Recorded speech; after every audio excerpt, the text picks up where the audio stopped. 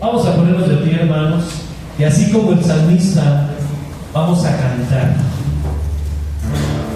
¿Estamos listos? Sí, amén.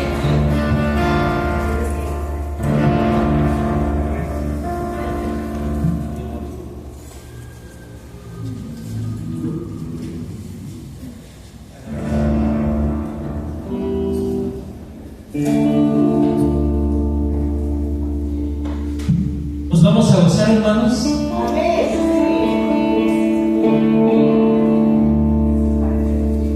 Quiero invitarte a que cantemos con gozo nuestros corazones, gozarnos verdaderamente en la palabra de Dios. ¿Cómo creen que se sentía el salmista cuando lo estaban persiguiendo y quererlo matar? Se ha de haber sentido derribado, destrozado, sin saber qué hacer, a dónde ir, cómo huir. Terrible, hermanos. Pero vemos cómo en la palabra de Dios habla de su refugio y su fuerza, su fortaleza es Dios. Así igual, hermanos, para todos nosotros. Podemos gozarnos en el Señor. Me gozaré,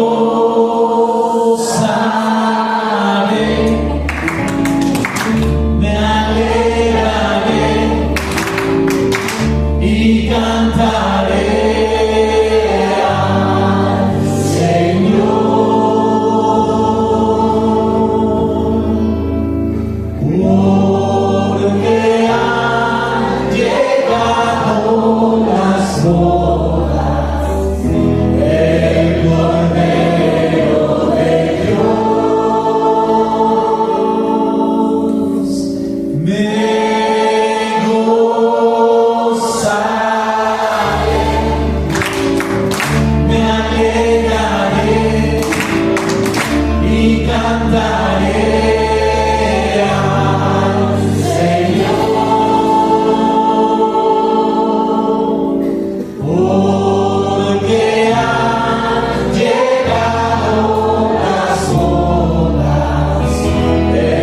Cordero de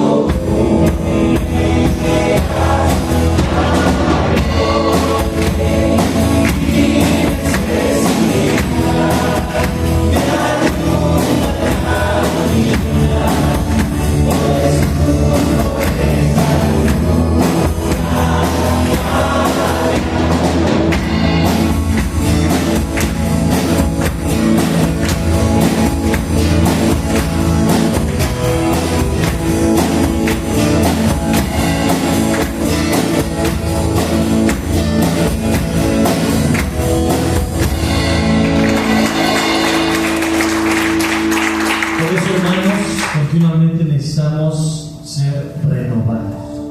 La palabra de Dios nos renueva día a día. ¿Por qué? Porque somos injustos, somos infieles, aún hay maldad en nosotros.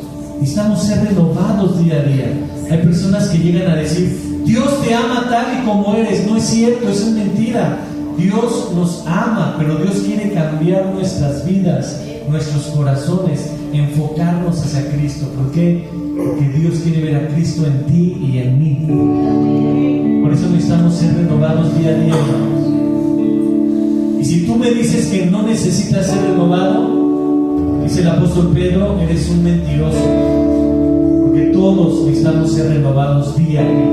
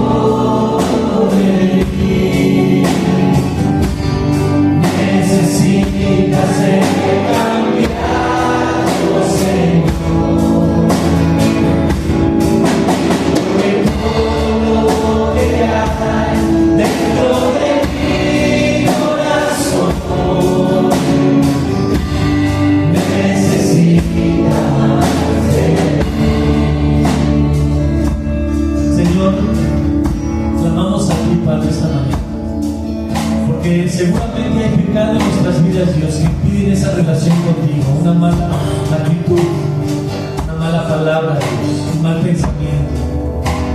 Y día a día tu palabra nos enseña que necesitamos ser renovados por medio de nuestro abogado, que es Cristo. Señor, renueva nuestra mente y nuestro corazón, renueva nuestras vidas, Señor. Que tu palabra penetre en nuestros corazones, que tu palabra verdaderamente haga un impacto, Dios, y que la obediencia de cada uno de nosotros sea algo agradable para ti, Señor. Gracias, Dios, porque tú nos perdonas. Gracias, Señor, porque tú nos renuevas. Que podemos disfrutar contigo, Señor, una vida plena, como tu palabra dice.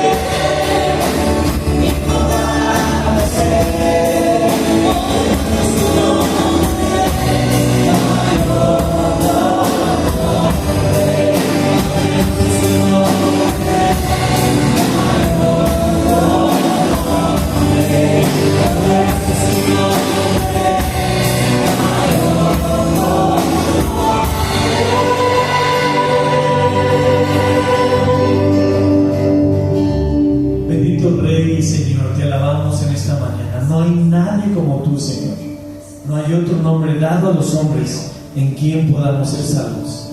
Señor, gracias porque has dado a tu Hijo unigénito, para que todo aquel que en él cree no se pierda, mas tenga vida eterna. Señor, gracias por darnos ese privilegio de ver esas hermosas y maravillosas promesas que tenemos en tu palabra, Señor.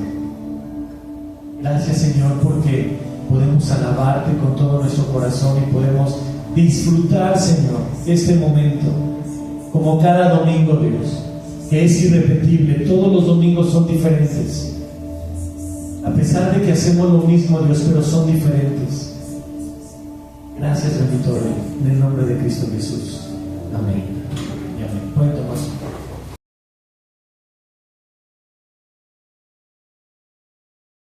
Poderoso su nombre es. Poderoso porque es Emanuel, que significa Dios con nosotros, ¿verdad? Esa es la posición, la acción que iba a tomar nuestro Señor. Y es poderoso porque se llama, su nombre es Jesús, que significa Dios sana. Esa es la acción, y eso es a lo que vino, a sacar y a rescatarnos a nosotros como pecadores que no teníamos esperanza, pero ahora la tenemos porque su nombre es poderoso. Mis hermanos, continuamos con el libro de Job y estaremos viendo hoy 4. Y a veces sé que algunos de ustedes piensan que ha sido de repente un tanto pesado el libro. Mucho diálogo, mucha riña entre Job y sus amigos. Y a veces pareciera estar ya, empezamos a cansar de todos estos diálogos que no parecen terminar, lucha entre ellos, pelea entre ellos. Y de repente en nuestro corazón parece que se empieza a validar la idea de ya que se callen. Digo, ya han hablado mucho. Aproximadamente 32 capítulos de diálogos entre ellos estaremos viendo y apenas estamos en el 17 y iniciaremos el 18. Y empieza a cansarnos esta situación de ver a los amigos de Job y Job peleando. Parece que no tienen para cuándo callarse.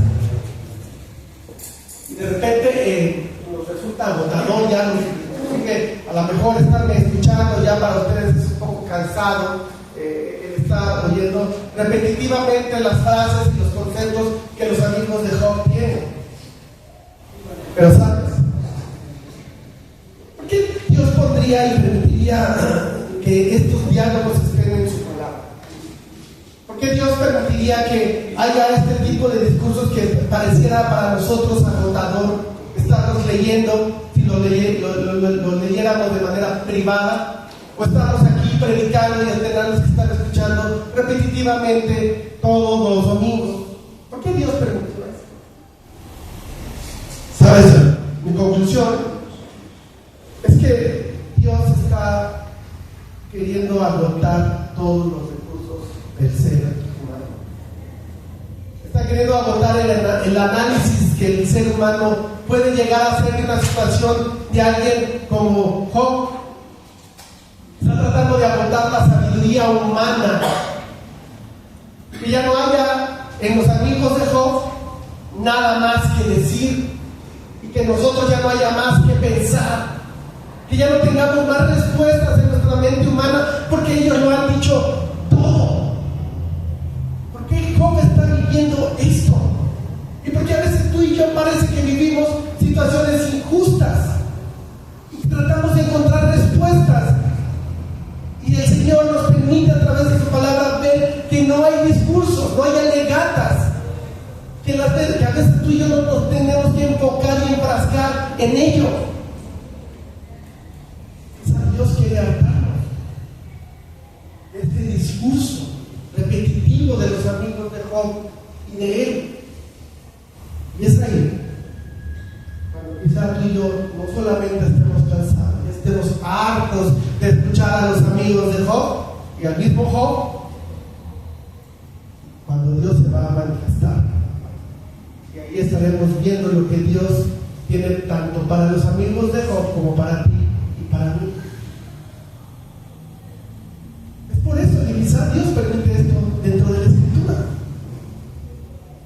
agotemos toda palabra de nosotros como humanos, que agotemos todo nuestro análisis, que veamos cómo a veces nosotros nos podemos reflejar en Sofar, Bildad y Elifaz y en Job, cómo a veces tú y yo nos identificamos en cómo podemos calificar a alguien que está atravesando un problema, o cómo a veces nosotros tratamos de buscar las razones de por qué atravesamos lo que atravesamos. Y mis hermanos, que lleguemos a la conclusión de que qué difícil es para Dios, porque solamente Él lo puede hacer, ningún ser humano lo puede hacer, poder dirigir la vida de cada ser humano en este mundo. ¿Te imaginas ese trabajo que tiene el Señor? Dirigir los pasos de casi ya 8,000 millones de personas. Y que por eso tú y yo concluyamos: yo no sé por qué estoy viviendo lo que estoy viviendo, y no sé por qué, pero sí sabemos por qué, pero de alguna forma no tenemos el corazón de por qué está viviendo Job lo que está viviendo. Y que tú y yo terminemos solamente pensando: no hay discurso, no hay motivo, no hay razón aparente en mi vida de por qué atravieso lo que atravieso. Todos los recursos están acabados, todas las palabras ya se han dicho, no hay más que decir. Y que por ello yo termine pensando: lo único que me resta es confiar en el Dios Todopoderoso y en su soberanía. No tengo otra opción. Y quizá por eso tenemos que estar leyendo estos discursos que a veces hasta aburridos nos pueden llegar a parecer. Pero estamos en el proceso, estamos a mitad de esto y vamos a continuar. Pero vamos a pedir que Dios dirija este día.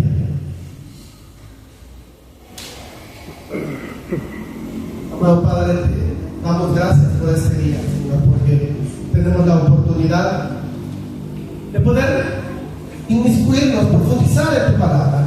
Y Señor, a veces entendemos que pudiera ser un poco cansado el estar escuchando diálogos que, aunque con diferentes palabras, en el fondo son muy similares, y nuestra mente se agota y nuestros oídos se cansan. Señor, pero tú tienes un propósito, y por eso está en tu palabra, porque no hay nada que sea absurdo o sin sentido dentro de tu escritura.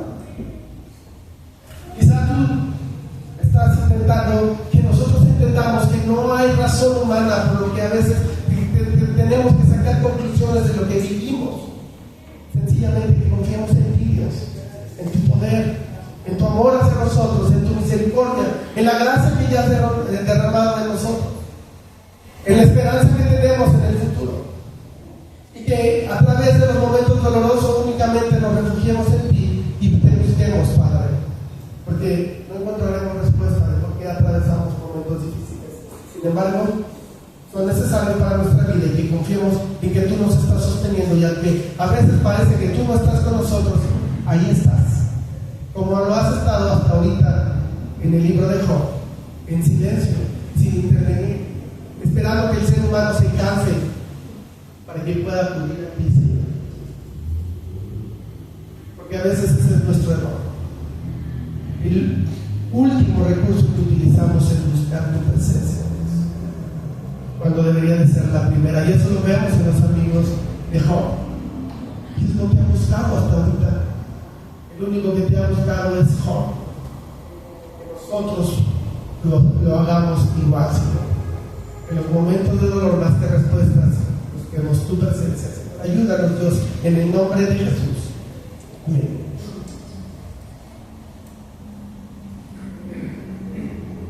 Capítulo 18, versículo 1 dice, nuestro primer encabezado: en el dolor no busques culpables. Versículo 1. Respondió Bildad su hija y dijo: ¿cuándo podréis fin a las palabras? Entended y después hablemos. Y porque somos tenidos por bestias, y a vuestros ojos somos viles. En otras palabras, aquí Bildad está diciéndole a Job: ¿por qué no te callas ya, Job?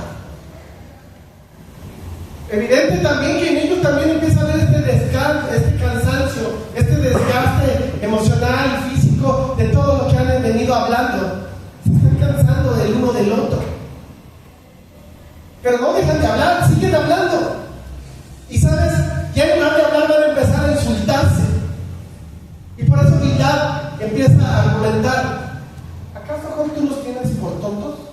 Y obviamente no puede decir la palabra, la traducción literal, pero es algo más fuerte.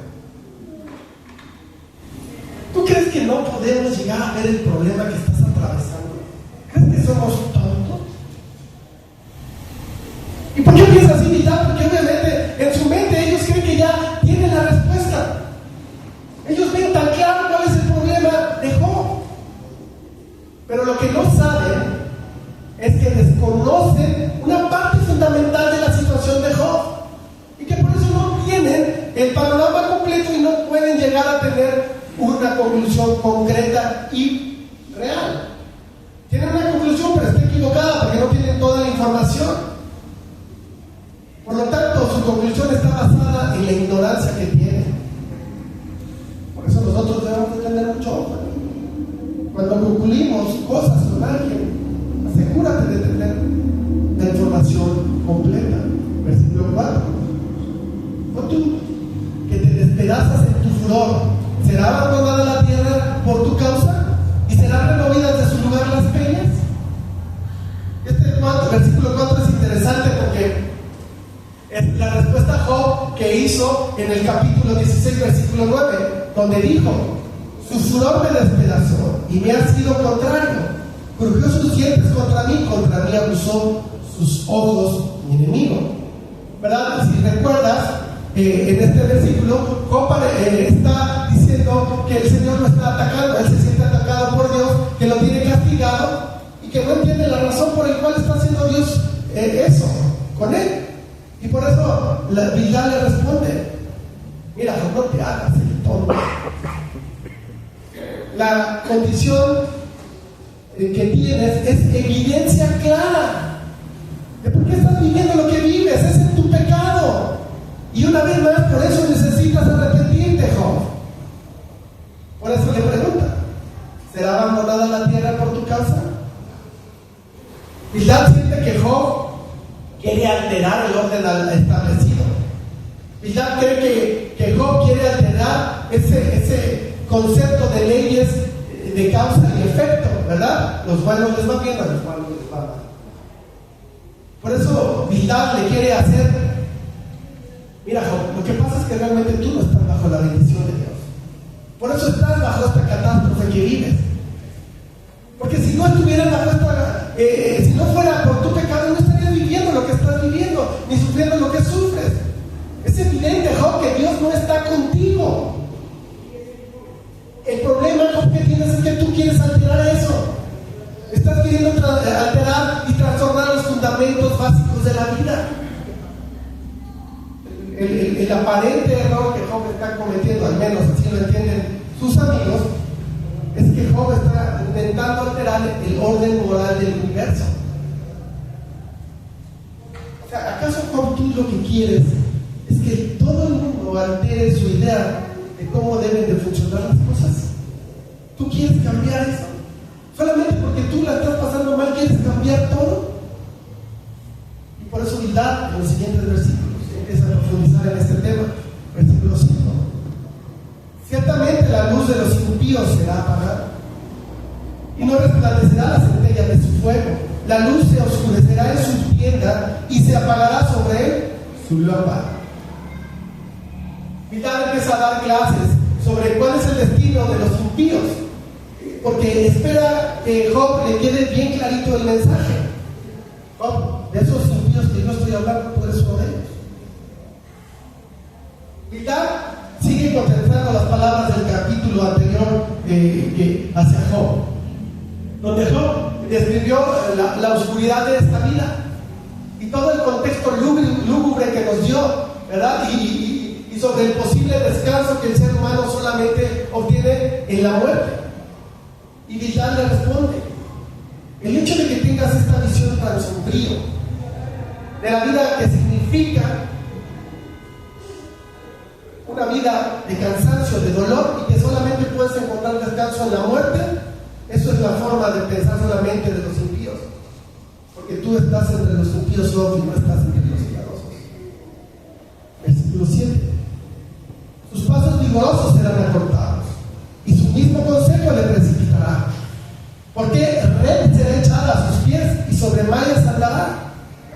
aprenderá su calcañar, se afirmará la trampa contra él, su cuerda está escondida en la tierra.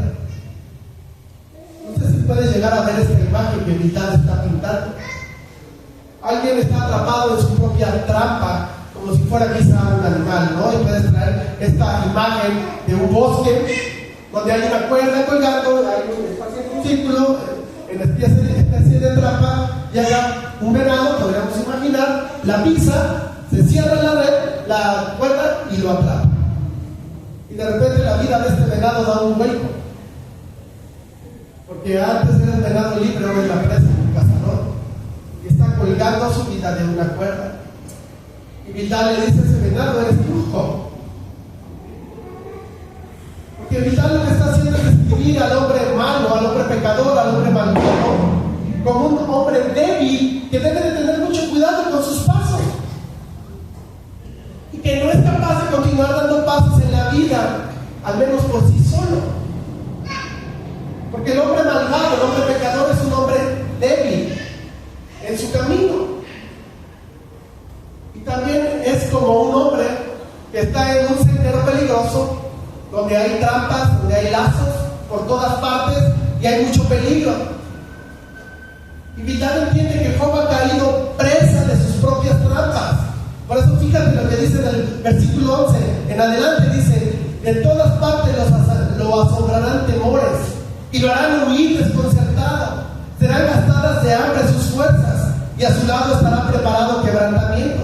La enfermedad roerá su piel y a sus hombros devorará el primogénito de la muerte. Su confianza será arrancada de su tienda y al rey de los espantos será conducido. En su tienda morará como si no fuese suya, piedra de azufre será esparcida sobre su morada. Abajo se sacarán sus raíces y arriba serán cortadas sus ramas. Esta es una descripción poética de Bildad de lo que le sucede al impío o al malvado. La intención de Bildad es que Job se vea en ese cuadro y que es precisamente por su pecado que está lleno de temor, por su maldad está atemorizado. Le responde las palabras a Job del capítulo anterior y le dice en el versículo 13: la enfermedad roerá tu piel. Y sabemos que Job tiene esta condición. Está con problemas en toda la piel de su cuerpo. Le habla sobre su confianza que será arrancada de su tienda. Porque evidentemente Job no está en una tienda, está en un basurero a orillas de la ciudad. Le habla de la destrucción total que le espera al malvado en el versículo 15. Y continúa, versículo 17. Su memoria perecerá de la tierra y no tendrá nombre para las calles. De la luz será lanzado a las tinieblas y echado fuera del mundo. No tendrá ni nieto en su pueblo, ni quien sucede en sus moradas.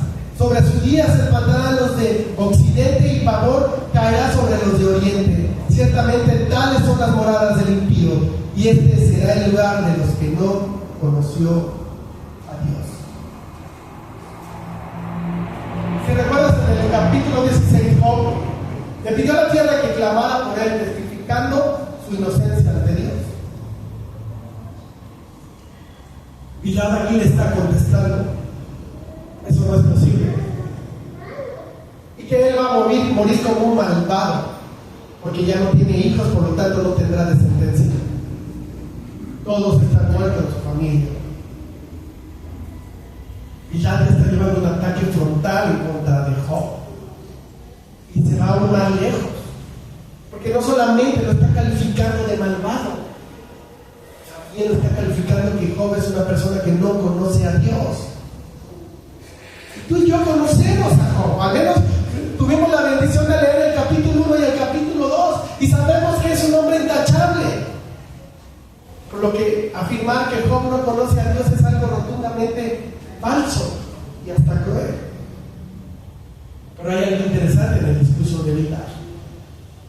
Imagínate que esto tú se lo estás predicando a alguien que no es creyente. Oye, tú, incrédulo, pecador, este es tu destino. Este es el final destructivo a donde te llevarán tus pecados no perdonados. Porque de debemos estar nuevamente constatando que lo que están haciendo los amigos de Job no es algo que esté incorrecto o equivocado, no están diciendo mentira, es verdad, el destino del impío es la destrucción, pero el problema de ellos es que no es apropiado, no aplica para Job. Sin embargo, para muchas personas no creyentes es una afirmación totalmente válida. Los amigos de Job dicen que es la infidelidad a Dios que Job tiene, y en esa situación está. Y sabes, tú y yo tenemos que reflexionar esto, porque tú y yo debemos entender que en el caso de Job no es así. Job es una persona fiel a Dios, pero que Dios, precisamente por esa situación de fidelidad, lo tiene donde lo tiene, porque Job ha sobresalido en fe, ha sobresalido en fidelidad, y eso llamó la atención del adversario, y es esa situación de fidelidad y de amor hacia Dios que lo tiene en la condición que lo tiene, porque si hubiera sido uno más, sencillamente no hubiera sido observado. Y esta prueba lo único que está mostrando es esa fidelidad y amor que Job tiene por Dios. Y te has puesto a pensar, mi hermano, que quizá en el corazón de Dios tiene este deseo de llevarnos a cada uno de nosotros exactamente al punto de sufrimiento y de dolor que Job está atravesando. ¿Te has puesto a pensar que quizás ese es el deseo de Job para tu vida? Que el Señor en su corazón desee entregarnos al adversario con toda la confianza de que pasaremos la prueba, de que el sufrimiento extremo de perderlo todo y a todos los que nos rodean no nos hundirán y no nos van a destruir, y que Dios pudiera ver eso en nuestro corazón y que nos pudiera entregar con una confianza total en las garras del adversario, sabiendo que nuestra fe nos va a mantener firme, con la valentía de llevar nuestras lamentaciones a aquel que entiende íntimamente cada dolor que tú y yo atravesamos. Esto es lo que está revelando la prueba de Job. Y quizá Dios por eso no nos da pruebas de este calibre, porque sabe que seremos destruidos y que no las soportaremos, porque nuestra fe todavía es débil. Hay mucho que aprender, hay mucho que caminar, hay mucho que avanzar, hay mucho que madurar. Segundo encabezado, en el dolor busquemos clamar y confiar. Versículo 1. Respondió entonces Job y dijo: ¿hasta cuándo angustiaréis mi alma y me moleréis con palabras? Ya me habéis vituperado 10 veces. ¿No os avergonzáis de injuriarme? Aun siendo verdad que yo haya errado, sobre mí recaerá mi error.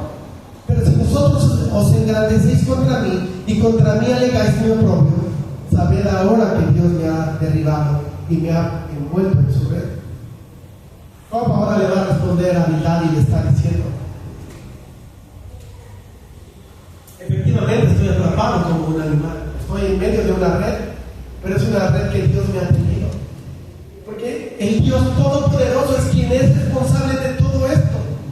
No es que yo haya hecho algo malo, porque si fuera verdad que yo hubiera pecado, sabes, al final del día ese es asunto mío y no es asunto de ustedes. Por lo tanto, yo no tengo nada que arrepentirme delante de ustedes. Es evidente que Job no siente ninguna culpa ante nuestro Señor. Y viendo lo que Dios está atravesando y que Él se sabe inocente, no hay otra. Dios me está agarrando. Esa es la idea que tiene Job. Miren, mis hermanos, y a veces, imagínate que Job se quedara atorado en esta idea, en este momento, por un largo de tiempo. Sería un gran error, y a veces ese es el problema que tú y yo tenemos. Nos quedamos atorados en situaciones y no avanzamos. Imagínate que después de un par de años siguiera en esta misma situación. Señor, acuérdate que tú me agraviaste y me hiciste pasar algo mal sin sentido hace un par de años. Y a veces tú y yo ahí nos quedamos dolidos y nos quedamos sufriendo a pesar de que ya no estemos en aquella condición. Imagínate cómo siguiera pensando después del tiempo que Dios lo sigue agraviando o que lo agravió de tal manera que lo marcó. Sería algo totalmente incorrecto. Pero en este momento que se le expresa al Señor, yo considero que es algo totalmente saludable. Mi hermano, mi hermana, no te quedes estancado.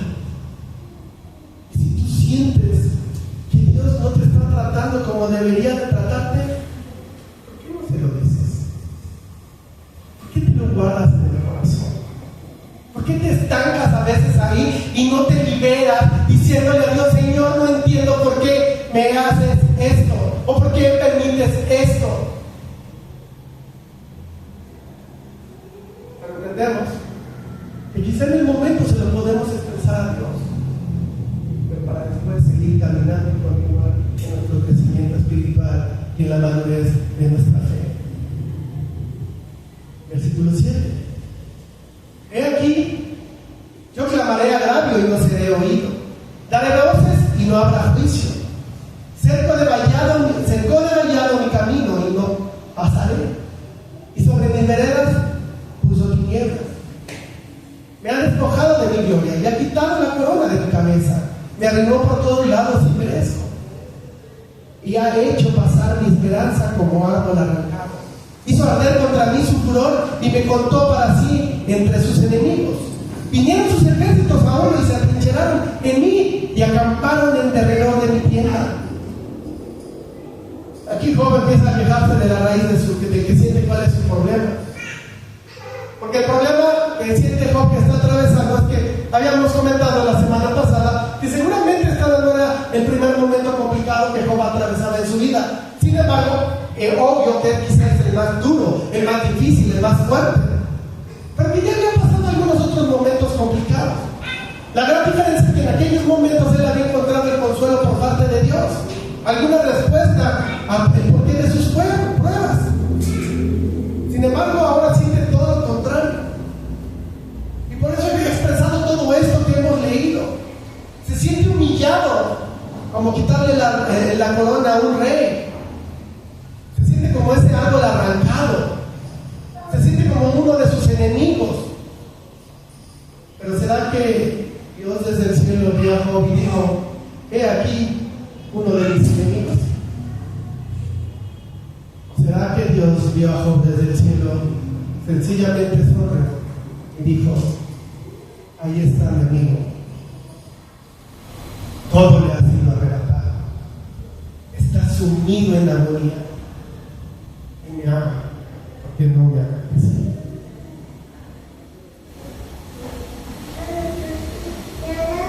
Por lo tanto, volverá a ver al adversario. ¿Ya ves? ¿Cómo estabas equivocada? ¿Cómo no tenía razón de señalar a Job, que solamente me servía porque yo lo bendecía? Hasta ahorita está sucediendo, sí, se está quejando, sí, pero no me ha maldecido y sigue creyendo en mí. Qué interesante resulta a veces la vida y la ironía. En ese momento donde Job se siente enemigo de Dios, en realidad Dios lo está considerando un amigo sumamente especial. Dios ha puesto a Job en una situación donde va a crecer en fe, a pesar de sentir ese pánico, ese terror por las circunstancias que está viviendo y todos los sentimientos que van a afrontar en la situación que él está viviendo, al grado de que va a pensar que Dios es su enemigo. Y ve lo que dice en el siguiente versículo 12. Vinieron sus ejércitos a una y se atrincheraron en mí y acamparon alrededor de mi tienda. Job compara esto y se siente como si un gran ejército, ¿verdad?, que se atrinchera y sitia una ciudad. Imagínate esta imagen, ¿no? Miles de soldados alrededor y sitiando toda una ciudad para poderla sitiar, para poderla invadir. Así Job se siente, y ahora él ve que esta cantidad enorme de soldados están sitiándolo, pero a una sencilla casa de campaña, en un basurero afuera de la ciudad. Así es como se siente Job, no en una gran ciudad, en una casa de campaña, pero Dios sigue utilizando todo su poder en contra de él. Le está diciendo: tienes un gran ejército a mi alrededor y yo no tengo murallas con qué defenderme. Mi defensa es una casa de campaña. Mucho poder para tan poca oposición, que a veces así nos sentimos, ¿verdad? Versículo 13: hizo alejar de mí a mis hermanos, y mis conocidos como extraños se apartaron de mí. Mis parientes se detuvieron y mis conocidos se olvidaron de mí. Los moradores de mi casa y mis criadas me tuvieron por extraños. Forastero fui yo a sus ojos. Llamé a mi siervo y no respondió. De mi propia boca le suplicaba. Mi aliento vino a ser extraño a mi mujer, aunque por los hijos de mis entrañas le rogaba. Aún los muchachos me menospreciaron al levantarme, hablaban contra mí. Todos mis íntimos amigos me aborrecieron, y los que yo amaba se volvieron contra mí. Mi piel y mi carne se pegaron a mis huesos, y he escapado con solo la piel de mis dientes. Oh vosotros, mis amigos, tened compasión de mí. Tened compasión de mí. Porque la mano de Dios me ha tocado. ¿Por qué me perseguís como Dios? Y ni aún de mi carne os saciáis. Triste, Job. Está triste porque no solamente siente lejos a Dios, se está dando cuenta que sus amigos, aunque están ahí presentes, están lejos de él. Job ve a sus 3 amigos totalmente lejos. Sus siervos no lo escuchan. Su esposa no quiere estar ni siquiera cerca de él por el mal aliento que tiene. Cuando habla de sus hijos, evidentemente no habla de sus hijos físicos, porque estos no han muerto.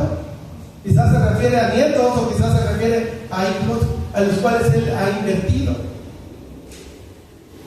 Personas que quizás habían criado, hijos de sus colaboradores. Su piel ha demacrado, su carne está pegada a los huesos, por lo delgado que está. Por eso quita su orgullo y pide compasión a sus amigos. Pobre Job, ruega a sus malvados amigos por compasión. Está pensando: en lugar de atosigarme, ¿por qué no me apoyan?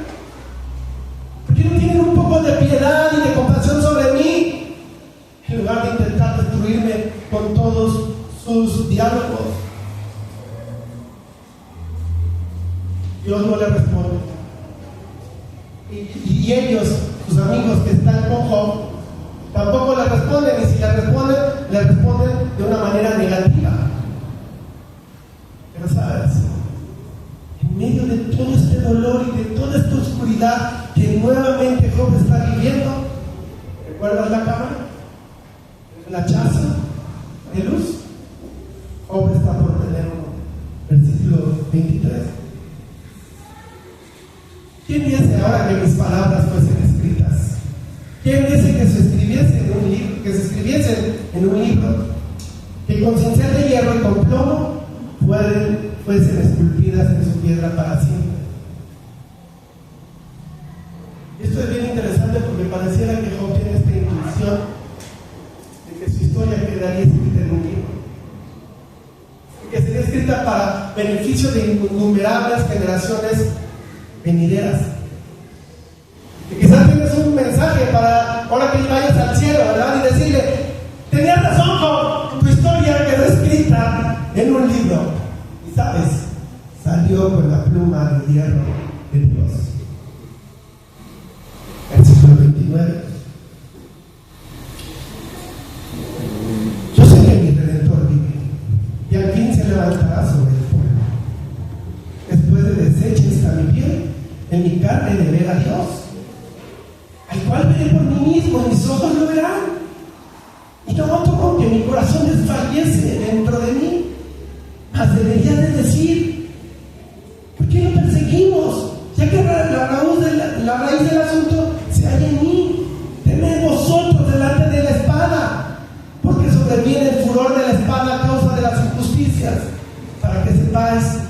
hay un juicio. Gran declaración.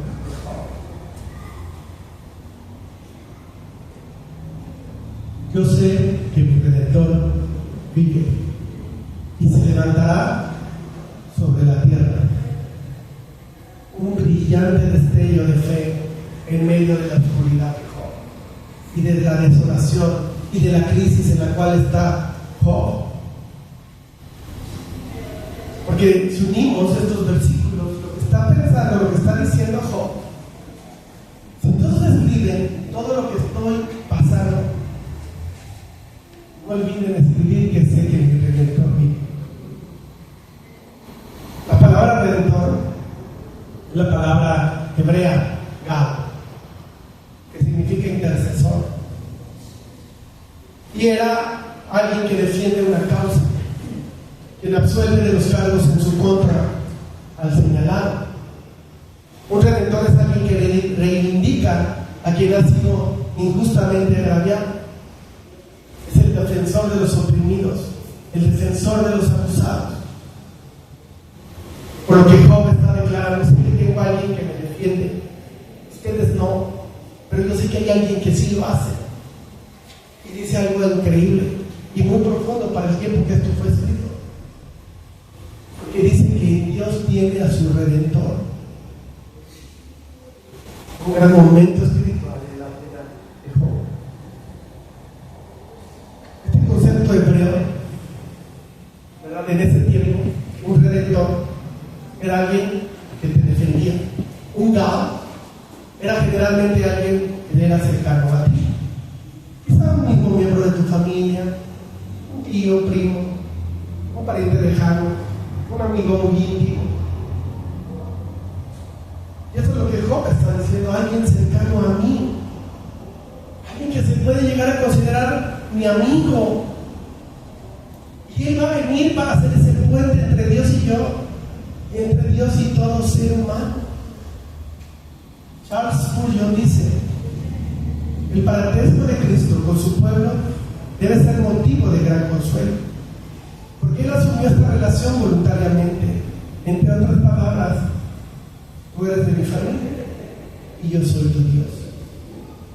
Hermoso tener a alguien en nuestra familia, poderoso, que voluntariamente se convertirá en tu Redentor. Esto es lo que hizo Jesús, tu Señor.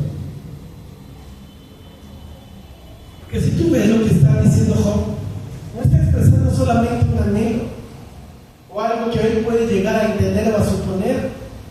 Él está asegurando, él está hablando con certeza, porque no está diciendo: ojalá haya alguien que me defienda, ojalá haya un Redentor que me ayude. Yo sé que a lo mejor allá afuera puede existir alguien que me puede ayudar y ser mi Redentor. No, él está asegurando: yo sé que mi Redentor vive. Hay alguien que me va a ayudar y que me va a rescatar de esta crisis, de toda acusación en su contra y de su desesperación. Él está cierto que su Redentor vive y que Él le puede regresar la vida que tenía al propio Job. Complementa diciendo: al fin se levantará sobre el polvo o sobre la tierra, lo debemos entender. Entonces Job también fue un claro concepto de que este Redentor no solamente va a venir a ser un ser espiritual, sino que será un ser que pisará la tierra, será un ser viviente que va a estar en la tierra para consolar. Aunque a este momento Job no ha recibido ningún tipo de consuelo. Job, en capítulos antes, si lo recuerdas, ya nos había hablado de un mediador, pero ahora espera la presencia de ese Redentor en la tierra. Y después de que muera, sé que en mi carne veré a Dios. A pesar de que no tienen idea de cómo pueda salir de esta situación, confía en que Dios no sepultará de él para siempre. Sé que Dios me consolará y me restaurará, aunque sea después de mi vida. Después de que yo desaparezca en esta tierra, Él va a aparecer y me va a consolar, al cual veré por mí mismo.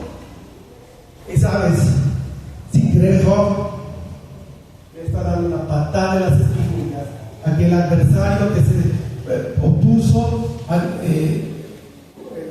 de él y fue a tratar de acusarlo contra Dios.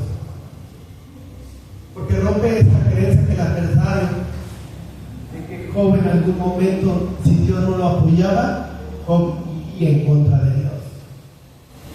Y vemos que no es así. Que Job está diciendo: sé que todo ahorita es negro y ahora nada tiene sentido. También sé que Dios va a cambiar en algún momento. Mi Redentor vive en mi propósito y mis propios ojos lo terminarán viendo.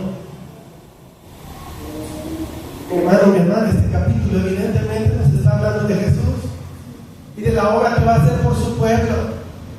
Y también nos habla con anticipación de su sufrimiento y de sus aflicciones. Fíjate todo lo que dice. Y dime si no escuchamos a Jesús. Me ha rodeado con su red. Me ha puesto tinieblas en mi camino. Me ha despojado de mi gloria. Me ha quebrantado por todos lados. Ha encendido su ira contra mí y me considera uno de sus enemigos. Mis amigos me han olvidado. Aquellos a quienes amo se han vuelto contra mí. ¿Acaso no describe los sufrimientos y lo que padeció mi Señor en esa prueba que tuvo aquí en la tierra? Este capítulo, nos muestra a Jesús como Redentor, pero también como nuestro Salvador sufrido. En este flashazo de luz que tiene y de confianza espiritual, termina este capítulo en el versículo 29 advirtiendo a sus amigos de su propia incredulidad. Porque el problema de ellos es que parecen creer en un Dios, pero en un Dios que es más bien como un sistema de recompensas, más que una persona. Ellos entienden que Dios es ese sistema de recompensas que premia al que se porta bien y castiga al que se porta mal. Ven a Dios como un gran mecanismo. Pero Job les dice: yo quiero encontrar donde encaje en ese mecanismo. Y por eso les dice: amigos, los que tienen que arrepentirse son ustedes. Ustedes, porque lo único que manifiesta con ese pensamiento es incredulidad. Job ve a Dios como una persona que en algún momento va a poder ver y que Dios lo va a defender. Y por eso Job no tiene miedo ante un juicio, porque confiaba en que sus acusaciones en su contra eran falsas y que su Redentor lo va a defender. Mi hermano, mi hermana, Job confía en que las acusaciones contra él eran falsas. Pero ¿qué tal las acusaciones que hay contra él? ¿Podríamos decirlo? Yo podría decirlo que las acusaciones que el adversario tiene contra mí son falsas. ¿Sabes? Al menos de mí, muchas acusaciones serán ciertas, porque yo no soy tan piadoso como lo es Job. Y las acusaciones del adversario podrían ser ciertas en mi contra. Pero ¿sabes? Esta es la gloria de la redención, que no solamente es perdonado aquel hombre a que acusa falsamente, como puede ser Job, porque además las acusaciones falsas no importan delante de Dios. Pero no solamente eso, nuestro Redentor puede defender también a un hombre como yo, a quien las acusaciones son verdaderas, porque nuestro Redentor nos limpia de todos los cargos, de los cargos falsos, también de los cargos verdaderos.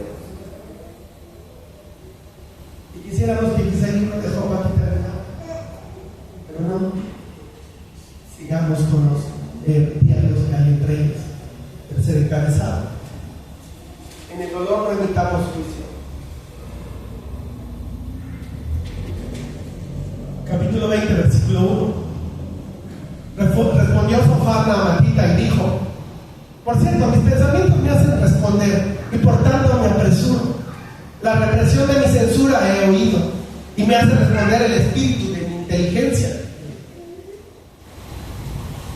Sofar, erguido con Job le dijo. Y dice, ahora te voy a responder con mayor entendimiento, con una mayor inteligencia. Versículo 4. ¿No sabes esto? Que así fue siempre, desde el tiempo que fue puesto el hombre sobre la tierra, que la alegría de los malos es breve, que el gozo del impío es por un momento.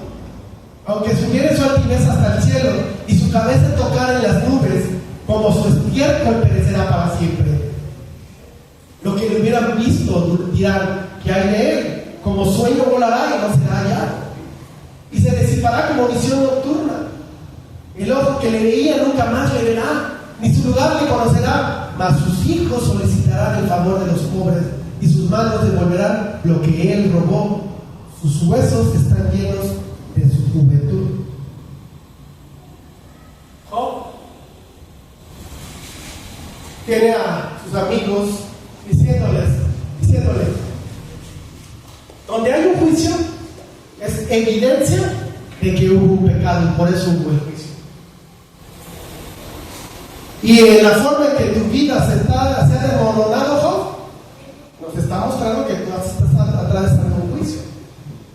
¿Y por qué estuviste en un juicio? Porque evidentemente estás en pecado. Y es evidente porque tu aparente triunfo que tuviste en el pasado, lo podemos ver, fue algo efímero, algo pasajero. Porque solamente duró por un tiempo, no fue permanente. Y sabes, tú ahora como malvado vas a perecer como para siempre. Y todo este mal lo empieza a describir en estos versículos, versículo 12. Si el mal se endulzó en su boca, si lo ocultaba debajo de su lengua, si le parecía bien y no lo dejaba, sino que lo tenía en su paladar, su comida se mudará en sus entrañas, y el de áspides será dentro de él. Devoró riquezas, pero las vomitará. De su vientre la sacará Dios, veneno de áspides, chupará, lo matará lengua de víbora. No verá los arroyos, los ríos, los torrentes de miel y de leche. Restituirá el trabajo conforme a los bienes que tomó, y no los tragará ni los hará, por cuanto quebrantó y desamparó a los pobres, robó casas y no las edificó. Se puso pesado Zofar. Porque el argumento de Zofar es: el malvado podrá tener en algún momento cosas buenas, pero son momentáneas. Llegará el tiempo en que toda esa cascada de maldad se la va a venir encima. ¿Y sabes cómo? Eso explica ahora por qué te iba tan bien. Ahora explica por qué eras rico, por qué podrías haber sido feliz y estabas satisfecho, por qué pensabas que eras un hombre justo, pero no es así, Job. Porque todo lo que es por un momento es porque es el resultado de tu perversión. Todo lo que es dulce para el malvado pronto lo aplastará, porque se va a volver amargo para ti. Zofar está aplicando palabras dolorosas y sumamente agresivas, insistiendo en que Job es un impío, es un malvado, es un pecador. Por eso su vida ahora se convierte en quizá un dulce recuerdo que hoy es amargo, porque lo ajusta de algo más en el versículo 19. Job, tuviste tu riqueza engañando y oprimiendo a la gente. Job, eres un malvado, por eso lo hiciste también. Versículo 20. Por eso, por tanto, no tendrás sosiego en su vientre, no salvará nada de lo que codiciara, no quedó nada que no comiese. Por tanto, su bienestar no será duradero. En el colmo de su abundancia padecerá estrechez. La mano de todos los malvados vendrá sobre él. Cuando se pusiere a llenar su vientre, Dios enviará sobre él el ardor de su ira, y lo hará llover sobre él y sobre su comida. Huirá de las armas de hierro, y el arco de bronce le atravesará. La saeta le traspasará y saldrá de su cuerpo, y la punta relumbrante saldrá por su piel. Sobre él vendrán terrores. Todas las tinieblas están reservadas para sus tesoros. Fuego no atizado lo consumirá. Devorará lo que quede en su tienda. Los cielos descubrirán su iniquidad, y la tierra se levantará contra él. Los renuevos de su casa serán transportados, serán esparcidos en el día de su furor. Esta es la porción que Dios prepara al hombre impío y la heredad que Dios le señala por su palabra. Si no voy muy rápido, me alcanzaste a captarle, creo que es clara la idea de Josafat. Y también señala a Job de ser una persona autosuficiente. Y eso lo único que le ha traído es angustia y agonía. Su autosuficiencia es su miseria, por lo que todas estas cosas le están sobreviniendo. Job, tú en realidad sientes que Dios te ataca, que no hay salida, pero sabes, eso es lo único que sienten los impíos. Por eso sientes que todo te cae encima, por eso sientes que el arco de bronce te alcanza, porque está listo para disparar contra ti. La flecha de Dios te ha atravesado. Job, eres un hombre malvado. ¿Cómo ha cambiado la percepción de sus amigos, verdad? Porque evidentemente cuando ellos llegaron y guardaron esa semana de silencio, yo no creo que hayan llegado pensando que Job era un hombre malvado. ¿Qué crees que pasaría por la cabeza de sus amigos en esos momentos? Que no creo que pensaran que era perverso y que por perverso Job estás como estás. Seguramente más bien ellos llegaban a pensar: qué lástima, amigo mío, que estés pasando esto, porque Job es un error. Pero ha sido a través de los discursos que han visto a Job como un hombre terco que no quiere arrepentirse, y por eso lo empiezan a ver como un hombre terco y malvado, porque se ha ido endureciendo en su opinión contra Job. Y ahora piensa que él merece este juicio divino que está atravesando. Si llegas a ver a Josafat, llega a ver este juicio como un juicio que solo atiende a los bienes materiales. Porque solamente Josafat ha estado hablando de las pérdidas en cuanto a cosas materiales, de riquezas, de cosas que habían sido quitadas a Job, que han desaparecido. Pero Job nunca se ha quejado de eso. Nunca se quejó de perder su dinero, de perder sus negocios, de perder su ganado. En realidad, lo que Job se queja es esa sensación que tiene de que Dios se ha apartado de él. Por eso el problema para sus amigos es material, pero para Job el problema es espiritual. Y ahí radica la gran diferencia. Capítulo 21, versículo 1. Entonces respondió Job y dijo: oíd atentamente mi palabra, y esto el consuelo que me deis. Toleradme y yo hablaré. Job nuevamente hace un llamado: escúchenme, porque realmente no me han escuchado. Todos hablan de cosas muy parecidas, las repiten una y otra vez, y no escuchan mi dolor. Y sabes, escúchenme, y después de escucharme, si quieren después, continúen burlándose de mí.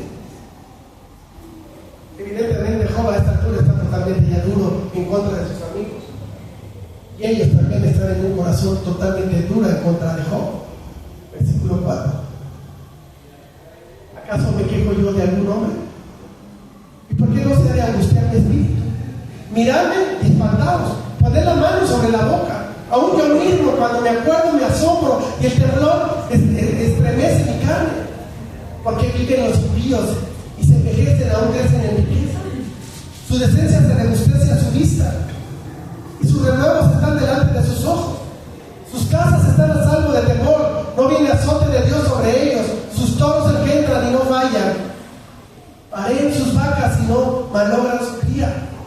Salen sus pequeñuelos como manada, y sus hijos andan saltando al son de tamboril y de cítara saltan, y se regocijan al sol de la flauta.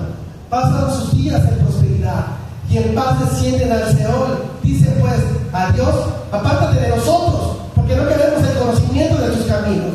¿Quién es el Todopoderoso para que le sirvamos? ¿Y de qué nos aprovechará que oremos a Él? He aquí que su bien no está en manos de ellos. El consejo de los impíos lejos está de mí. Josafat había presentado un argumento muy elocuente en el capítulo anterior. Los malvados son castigados. Y ahora Job está diciendo: no siempre son castigados. Porque Job comenta, ve a sus hijos bailar mientras los míos están muertos. Veo su ganado multiplicarse mientras el mío ya no existe. Veo sus casas bendecidas mientras la mía está destruida. Tú me dices que los malvados son juzgados en esta vida, pero yo no lo veo siempre así. Y por eso le dice en el versículo 5, miradme y espantaos. Una manera de decirles, recuerda lo que fui y lo que ahora soy. ¿Tienes la osadía de llamarme malvado? En el versículo 7 le dice, ¿por qué viven los impíos y envejecen y aún crecen en riquezas? Job les dice, yo veo a los impíos tener una vida muy plácida, un lecho muy tranquilo, rodeados de su familia. Así es como Job ve a los impíos tranquilos. Por lo mismo, su caso él lo considera como una total injusticia. Versículo 17. ¿Cuántas veces la lámpara de los impíos es apagada y viene sobre ellos su quebranto, y Dios en su ira les reparte dolores? Serán como la paja delante del viento y como el tamo que arrebata el torbellino. Dios guardará para los hijos de ellos su violencia, le dará su pago para que conozca. Verá sus ojos su quebranto y beberá de la ira del Todopoderoso. Porque ¿qué deleite tendrá el de su casa después de sí, siendo cortado el número de sus meses? Job continúa manifestando su informidad. ¿Cuántas veces la lámpara de los impíos es apagada? La respuesta de Job es pocas veces. Y Job lo que anhela en su corazón es que esa lámpara de los impíos sea apagada de manera inmediata, pronta, rápida. Mi deseo es que sus ojos den su propia destrucción y reconoce que la maldad no tendrá recompensa. Él entiende que efectivamente la maldad sí va a ser castigada. El problema es que no lo ve cuando. Dios parece muy lento en descargar su ira sobre ellos. Y el que es bueno, o que no ha pecado de tal manera que merezca un castigo de tal magnitud, lo ha hecho muy pronto. Job quiere ver rápido, ver a los impíos, de ver la ira de Dios de manera pronta. Así lo manifiesta en el versículo 20. Si yo sufro en este instante es porque los impíos no sufren en el mismo momento de cometer sus fechorías. Versículo 22. ¿Enseñará alguien a Dios sabiduría? Juzgando a él los que están elevados. Este morirá en el vigor de su hermosura, todo quieto y pacífico. Sus vasijas estarán llenas de leche, sus huesos serán plegados de tuétano. Y este otro morirá en amargura de ánimo y sin haber comido jamás con gusto. Igualmente yacerán ellos en el polvo y gusanos los cubrirán. Job ahora empieza a filosofar y él ve que el hombre malvado muere exactamente igual que el hombre justo. Y eso lo empieza a poner incómodo, porque aquí lo que está empezando a hacer Job es a caminar en dar pisadas muy peligrosas, porque está cuestionando los designios de Dios y la sabiduría de Dios. Y al mismo tiempo le parece tan injusto que buenos y malos, pecadores y justificados tengan el mismo fin. Ambos mueren, son llevados a la tumba, son enterrados y se los comen los gusanos de la misma manera. ¿Cómo cree esto? Versículo 27. He aquí yo conozco vuestros pensamientos y las imaginaciones que contra mí forjáis, porque decís, ¿qué hay de la casa del príncipe? ¿Y qué de la tienda de las moradas de los impíos? ¿No habéis preguntado a los que pasan por los caminos y no habéis conocido su respuesta? Que el malo es preservado en el día de la destrucción, guardado será en el día de la ira. ¿Quién le denunciará en su cara su camino? De lo que él hizo, ¿quién le dará el pago? Porque llevado será a los sepulcros y sobre su túmulo estarán velando. Los terrones del valle le serán dulces, tras de él será llevado todo hombre, y antes de él han ido innumerables. ¿Cómo pues me consoláis en vano, viniendo a parar vuestras respuestas en falacia?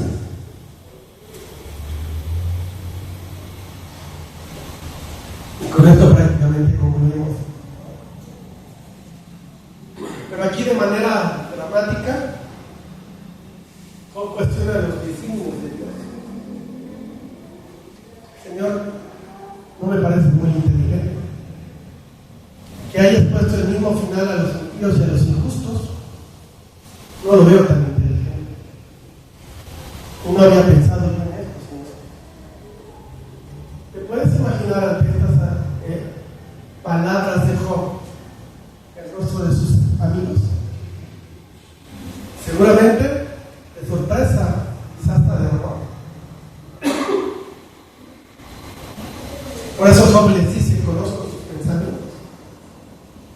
Porque seguramente los rostros de sus amigos están, no sé si aterrorizados, totalmente sorprendidos por escuchar lo que Job está diciendo. Está cuestionando las decisiones y la justicia de Dios. Evidentemente, en la mente de los amigos está la idea de que nosotros sí conocemos los designios de Dios.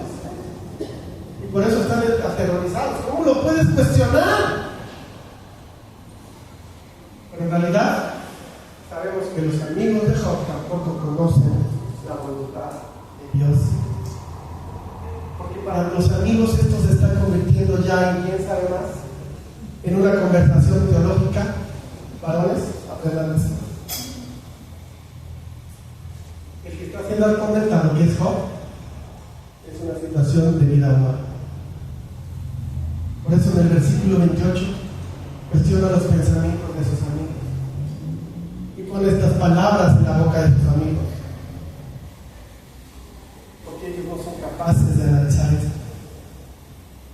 Y por eso les hace estas dos tipos de observaciones.